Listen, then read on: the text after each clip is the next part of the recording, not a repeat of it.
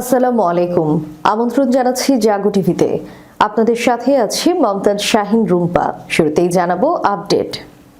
কোমর বেঁধে নামার অপেক্ষায় খামেনির যোদ্ধারা, ভয় ডরহীন ইরানের শক্তিটা কোথায়, মিলল বিস্ফোরক তথ্য। হরমুজ প্রণালীতে ত্রিপক্ষীয় সামরিক শক্তি প্রদর্শন, মার্কিন প্রভাবকে চ্যালেঞ্জ করতে ইরান, চীন, রাশিয়ার যৌথ নৌ মহড়া। মার্কিন রণতরীর অজেয় রাজত্বের দিন শেষ, ওমান সাগরে ইরানি ড্রোনের হানা উঠছে মার্কিন রণতরীর উপর। ইরানের হুমকি, মার্কিন হামলার পাল্টা আঘাত হবে ইসরায়েলের হৃৎপিণ্ডে। বিপ্লবী গার্ড সংশ্লিষ্ট সংবাদ মাধ্যমের প্রতিবেদন, আলোচনা নয়। ইরানকে সম্পূর্ণ নিরস্ত্র অপমান করতে চান ট্রাম্প। ডেপুটি স্পিকারের মন্তব্য, হামলা, তারপর কয়েকজন কমান্ডারের মৃত্যুতে পরাস্ত হওয়ার দেশ নয় ইরান। পাল্টা পদক্ষেপে ইউরোপীয় সেনাবাহিনীকে সন্ত্রাসী গোষ্ঠী ঘোষণা ইরানের। শুনছিলেন শিরোনাম, এবার বিস্তারিত। গোটা মধ্যপ্রাচ্যের ধনী দেশগুলো যখন আমেরিকার আঁচলের তলায় নিরাপদ আশ্রয় খুঁজে নিয়েছে, দালালি করছে, তখন শত শত নিষেধাজ্ঞা কাঁধে নিয়েও ইরানের অবস্থান নিপীড়িতের পক্ষে। বহির্বিশ্বের সাথে ব্যবসা বাণিজ্যে নানা বাধায় বর্তমানে ইরানের অর্থনীতি তলানিতে, কিন্তু ইরান প্রতিজ্ঞা করেছে প্রাণ গেলেও তারা মান দেবে না। নিজস্ব প্রযুক্তিতে দেশটি গড়ে তুলেছে হাজার হাজার মিসাইল ও ড্রোনের সাম্রাজ্য, যেগুলো আজ আয়াতুল্লাহ খামেনিকে শক্তি দিচ্ছে যে কোনো পরাশক্তির হুমকির বিরুদ্ধে মাথা উঁচু করে দাঁড়াতে। সামরিক নীতি ও পারমাণবিক অস্ত্রের অবস্থানের কারণে ইরান আজ জোর গলায় বলছে প্রতিরক্ষার তাদের পারমাণবিক অস্ত্রের প্রয়োজন নেই। এটি ছাড়াই নিজেদের সুরক্ষা নিজেরাই নিশ্চিত করতে তারা সক্ষম। ইরানের পারমাণবিক শক্তি সংস্থার প্রধান মোহাম্মদ ইসলামি দৃঢ় কণ্ঠে বলেছেন, পারমাণবিক অস্ত্রের কোনো ধরনের ব্যবহার ছাড়াই নিজেদের সুরক্ষা দিতে সক্ষম ইরান। প্রতিরক্ষা সক্ষমতা ও যুদ্ধের প্রস্তুতির শক্তি বিবেচনায় ইরানকে দুর্বল ভাবলে প্রতিপক্ষ ভুল করবে। প্রতিহত করার প্রয়োজনীয় ক্ষমতা নিয়ে যুদ্ধের ময়দানে কোমর বেঁধে নামার অপেক্ষায় খামেনির যোদ্ধারা। কৌশলগতভাবেই নিজেদের সবটুকু দিয়ে সেই সক্ষমতা অর্জন করেছে তারা। ইরানের সবচেয়ে বড় শক্তি হলো তাদের সামরিক সক্ষমতা, যা পারমাণবিক ও রাসায়নিক অস্ত্র ছাড়া কেবল প্রচলিত বা সাধারণ অস্ত্র ও পন্থার উপর নির্ভরশীল। ইরানের দাবি অনুযায়ী সামরিক প্রেক্ষাপটে তারা নিজেদের শক্তিশালী স্থলবাহিনী, নৌবাহিনী, বিমান বাহিনী, missile, rocket, air defence system এবং সাইবার ও ইলেকট্রনিক ভাবে যুদ্ধ চালিয়ে যেতে সক্ষম। মিসাইল ও ড্রোন, মধ্যপ্রাচ্যের সবচেয়ে বড় মিসাইল শক্তি হিসেবে খ্যাত ইরানের আছে অন্তত কয়েক হাজার ব্যালিস্টিক ও ক্রুজ মিসাইল। বিশ্বের শীর্ষ ড্রোন উৎপাদনকারী ও ব্যবহারকারী হিসেবে আছে হাজার হাজার কামিকাজে, নজরদারি ও স্ট্রাইক ড্রোন। সেনা শক্তি, নিয়মিত ও আইআরজিসি মিলিয়ে সক্রিয় আছে প্রায় 6 লাখের মতো সেনা। রিজার্ভ ও আধার সামরিক হিসেবে প্রস্তুত আছে 15 লাখের অধিক বাসিজ সেনা। নৌ ও বিমান প্রতিরক্ষা, হরমুজ প্রণালীকে অচল করে দেওয়ার সক্ষমতা রাখে ইরানের নৌবাহিনী। বিমান প্রতিরক্ষা বাহিনীর দিক দিয়েও বেশ শক্ত অবস্থানে আছে Tehran. Proxy network, Lebanon, Syria, Iraq ও ইয়েমেন সহ মধ্যপ্রাচ্যের বেশ উল্লেখযোগ্য অংশ জুড়ে আছে ইরানের প্রক্সি নেটওয়ার্কের উপস্থিতি।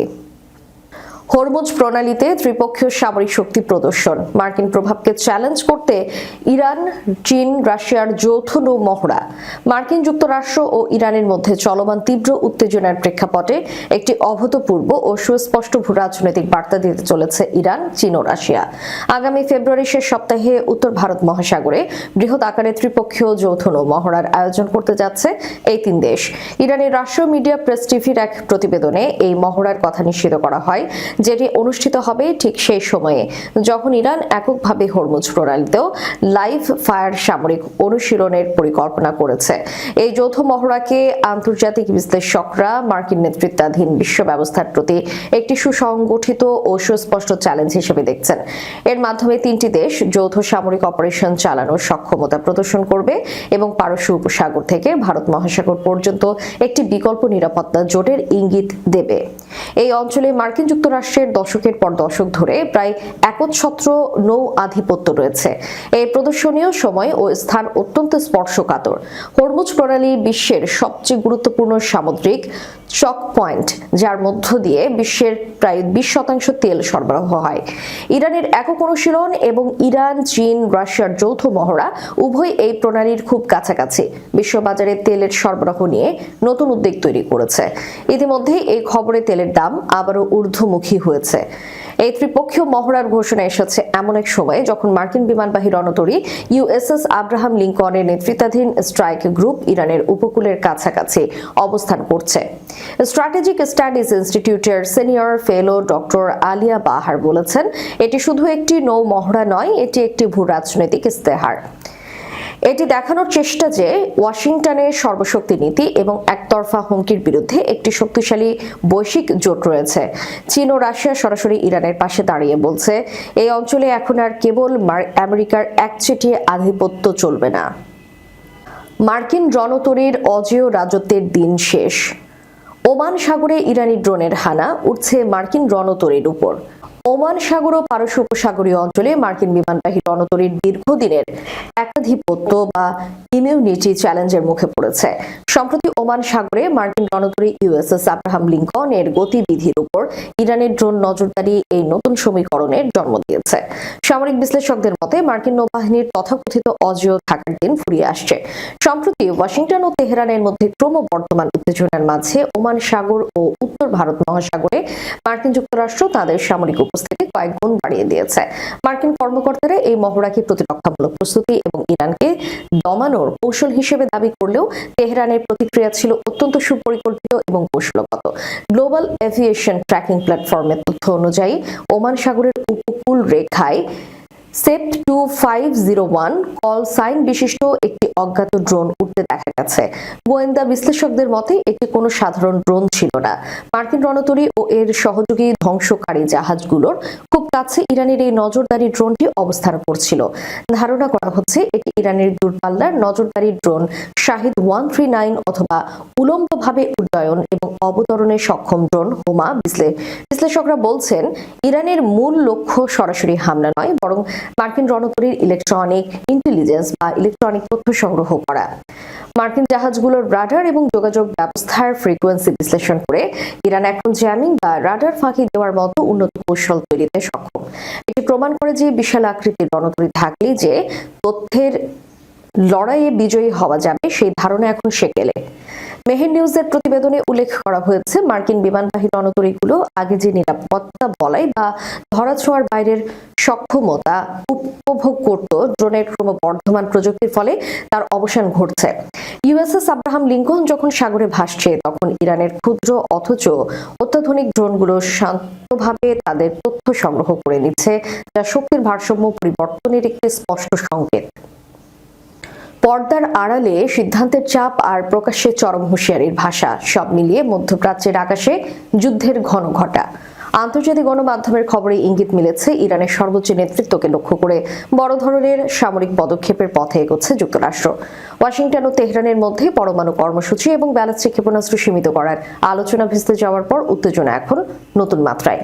ট্রাম্প প্রশাসনের পরিকল্পনা ও লক্ষ্য সংবাদ মাধ্যম সিএনএন এবং রয়টার্সের প্রতিবেদনে বলা হয়েছে, ইরানের সর্বোচ্চ নেতা আয়াতুল্লাহ আলী খামেনির নেতৃত্বাধীন শাসন ব্যবস্থার বিরুদ্ধে নতুন সামরিক পদক্ষেপের বিষয়টি গুরুত্বের সঙ্গে বিবেচনা করছেন মার্কিন প্রেসিডেন্ট ডোনাল্ড ট্রাম্প।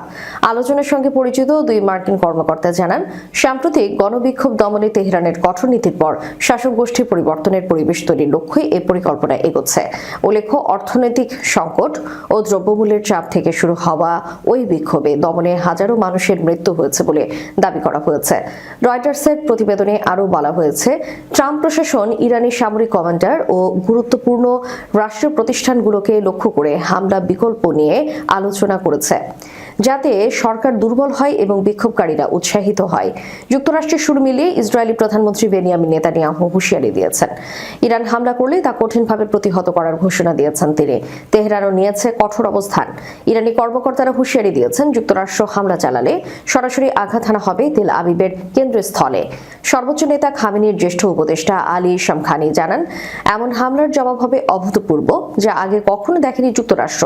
সমুদ্রে যুদ্ধ জাহাজের ছায়া আর দুই পক্ষের অনমনীয় অবস্থানে এখন বিশ্বজুড়ে তীব্র প্রশ্ন, এই হুঁশিয়ারি কি শেষ পর্যন্ত সমঝোতায় থামবে নাকি অঞ্চলটি ঢুকে পড়বে আরো গভীর অস্থিরতায়? পারমাণবিক কর্মসূচি নিয়ে যুক্তরাষ্ট্রের প্রায় সব দাবি মেনে নিল মার্কিন প্রেসিডেন্ট ডোনাল্ড ট্রাম্প ইরানের সঙ্গে সত্যিকার অর্থে কোনো আলোচনা চায় না বলে জানিয়েছে ইরানের বিপ্লবী গার্ড সংশ্লিষ্ট সংবাদ মাধ্যম বাসিরাত। এর বদলে ট্রাম্প ইরানকে নিরস্ত্র এবং অপমান করতে চান। সংবাদ মাধ্যমটি এক প্রতিবেদনে বলেছে, ইরানিরা জানে পারমাণবিক ইস্যু শুধুই একটি অজুহাত, কারণ বাস্তবতা হলো এক্ষেত্রে যুক্তিসঙ্গত এবং যৌক্তিক সবকিছুই মেনে নিয়েছে ইরান, যার মধ্যে আছে পারমাণবিক কার্যক্রম, ব্যাপকভাবে সীমিত ও আন্তর্জাতিক পর্যবেক্ষকদের নিয়মিত পরিদর্শনের বিষয়টি। এমনকি ইরান একটি কাঠামোর আলোকে উচ্চ সমৃদ্ধকৃত ইউরেনিয়ামের মজুদও সম্পূর্ণভাবে অপসারণ করতে রাজি হয়েছে। ট্রাম্প আলোচনা নিয়ে কোনো কথা বলছেন না, তিনি বলছেন আত্মসমর্পণ নিয়ে, এমন আত্মসমর্পণ যেখানে জাতীয় ইচ্ছা শক্তিকে বিসর্জন দিতে হবে, সামরিক ক্ষমতা দুর্বল করতে হবে এবং ইরানকে নির্ভরশীলতার দিকে ফিরে যেতে হবে। যুক্তরাষ্ট্র কোনো আশ্বাস দিতে চায় না, তারা চায় ইরানকে নিরস্ত্র করতে, যার উদ্দেশ্য হলো ইরানকে অপমান ও খণ্ড বিখণ্ড করা। মার্কিন সংবাদ মাধ্যম এক্সিওস দুদিন আগে এক প্রতিবেদনে জানায়, ইরান যদি যুক্তরাষ্ট্রের সঙ্গে চুক্তি করতে চায় তাহলে ইউরেনিয়ামের সব মজুদ অপসারণ করতে হবে, দূরপাল্লার মিসাইল একটি নির্দিষ্ট সংখ্যায় নামিয়ে আনতে হবে, প্রক্সি বাহিনীকে সহায়তার কৌশল পরিবর্তন করতে হবে এবং ইউরেনিয়াম সমৃদ্ধকরণ সম্পূর্ণভাবে বাদ দিতে হবে। ইরান সীমিত সামরিক হামলা কিংবা কয়েকজন কমান্ডারের মৃত্যুতে পরাস্ত হওয়ার মতো দেশ নয় বলে মন্তব্য করেছেন দেশটির সংসদের deputy speaker Hamid Reza Hajibabaei. Tehran তাদের বিকল্প প্রস্তুত রেখেছে বলেও শনিবার জানান তিনি। হামিদ রেজা জানিয়েছেন, ইরানের সংসদ, সরকার ও সশস্ত্র বাহিনীর মধ্যে শক্তিশালী ঐক্য রয়েছে। তিনি জোর দিয়ে বলেন, সমালোচনা ও মত পার্থক্য বিশেষজ্ঞ পর্যায়ের বৈঠকে আলোচনা করা হয়, যাতে শত্রুপক্ষ সেগুলোকে কাজে লাগাতে না পারে। সংসদের ডেপুটি স্পিকার আরও বলেন, ইরানের প্রধান অর্থনৈতিক সমস্যা সম্পদের ঘাটতি নয়, বরং ব্যবস্থাপনা ও নীতি নির্ধারণে দুর্বলতা। তিনি জানান, দেশটির আগামী বছরের বাজেট পরিকল্পনার বেতন বৃদ্ধি, করমুক্ত সীমা বাড়ানো এবং নিত্য প্রয়োজনীয় পণ্যের জন্য বিশেষ বরাদ্দ রাখা হয়েছে, যাতে জীবনযাত্রার ব্যয় কমানো যায়। বিশ্ব ধীরে ধীরে একটি বহু মেরু কেন্দ্রিক ব্যবস্থার দিকে এগোচ্ছে উল্লেখ করে হামিদ রেজা বলেন, ইরানের মূল লড়াই এখন সংবাদ ও অনলাইন পরিসরে। তিনি কর্মকর্তাদের এমন বক্তব্য থেকে বিরত থাকার আহ্বান জানান যা জনমনে ভয়, হতাশা বা বিভাজন সৃষ্টি করতে পারে। ইউরোপীয় ইউনিয়নের দেশগুলোর সেনাবাহিনীকে সন্ত্রাসী গোষ্ঠী ঘোষণা করেছে ইরান।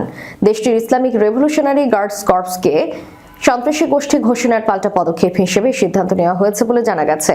ইরানের পার্লামেন্টারি স্পিকার মোহাম্মদ বাঘের গালিবাফ এ ঘোষণা দেন। তিনি সতর্ক করে বলেন, আইআরজিসির বিরুদ্ধে ব্যবস্থা নেওয়ার কারণে তৈরি হওয়া যে কোনো পরিস্থিতির দায়ও ইইউকে নিতে হবে।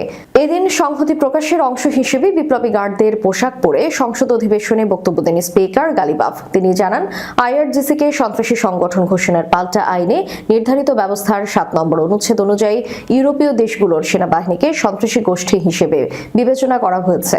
তিনি উল্লেখ করেন, ইরানি জাতি ও স্বাধীন দেশগুলোকে ভয় দেখানোর জন্য জয়নবাদীরা গণমাধ্যম ব্যবহার করে মানসিক যুদ্ধক্ষেত্র তৈরি করতে যাচ্ছে।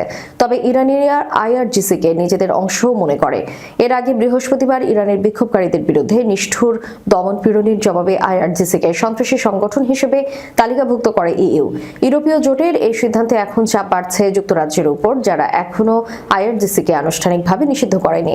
তবে ভবিষ্যতে এমন পদক্ষেপ নেওয়ার সম্ভাবনা উন্মুক্ত রেখেছে দেশটি। ইউরোপের এই সিদ্ধান্তকে বড় কৌশলগত ভুল বলে আখ্যা দিয়েছে তেহরান।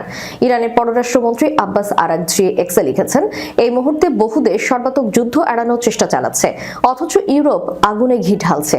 1979 সালের ইসলামী বিপ্লবের পর প্রতিষ্ঠিত আইআরজিসি দেশটির সর্বোচ্চ নেতা আয়াতুল্লাহ আলী খামেনির প্রতি অনুগত্যশীল একটি অভিজাত প্যারামিলিটারি বাহিনী। পৃথক নৌ ও বিমান বাহিনী সহ এর স্থল বাহিনীর সদস্য সংখ্যা প্রায় 1,50,000। যুক্তরাষ্ট্র 2019 সালে, কানাডা 2024 সালে এবং অস্ট্রেলিয়া 2025 সালে আইআরজিসিকে সন্ত্রাসী সংগঠন হিসেবে তালিকাভুক্ত করে। শেষ করার পূর্বে সংবাদ শিরোনামগুলো জানাবো আরও একবার। কোমর বেঁধে নামার অপেক্ষায় খামেনির যোদ্ধারা, ভয় ডরহীন ইরানের শক্তিটা কোথায়, মিলল বিস্ফোরক তথ্য। হরমুজ প্রণালীতে ত্রিপক্ষীয় সামরিক শক্তি প্রদর্শন, মার্কিন প্রভাবকে চ্যালেঞ্জ করতে ইরান, চীন, রাশিয়ার যৌথ নৌ মহড়া। মার্কিন রণতরীর অজেয় রাজত্বের দিন শেষ, ওমান সাগরে ইরানি ড্রোনের হানা উঠছে মার্কিন রণতরীর উপর। ইরানের হুমকি, মার্কিন হামলার পাল্টা আঘাত হবে ইসরায়েলের হৃৎপিণ্ডে। বিপ্লবী গার্ড সংশ্লিষ্ট সংবাদ মাধ্যমের প্রতিবেদন, আলোচনা নয়, ইরানকে সম্পূর্ণ নিরস্ত্র অপমান করতে চান ট্রাম্প। ডেপুটি স্পিকারের মন্তব্য, হামলা, তারপর কয়েকজন কমান্ডারের মৃত্যুতে পরাস্ত হওয়ার দেশ নয় ইরান। পাল্টা পদক্ষেপে ইউরোপীয় সেনাবাহিনীকে সন্ত্রাসী গোষ্ঠী ঘোষণা ইরানের। এতক্ষণ আমাদের সাথে থাকার জন্য ধন্যবাদ। আল্লাহ হাফেজ।